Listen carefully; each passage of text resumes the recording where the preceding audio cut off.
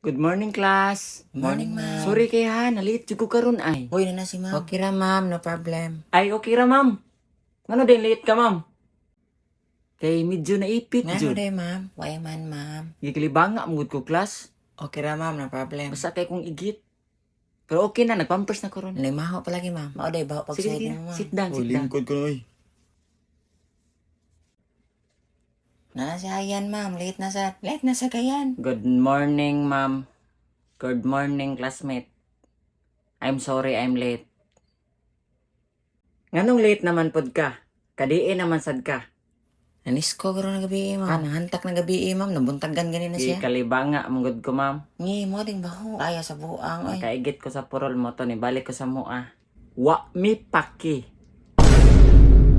Bugo ra ba kaayo kang dako? Nya magsige pa jud kag kali. Bahalag ari ka makaigit sa eskwelahan basta di lang ka malit. Naningkamot man ginang uban nga bright pa nimo. Ikaw ba noon nga perting bugua? Gusto nako iatubang ang imong ginikanan. Absinan ti ka karon may pagwa lang ka mo ari.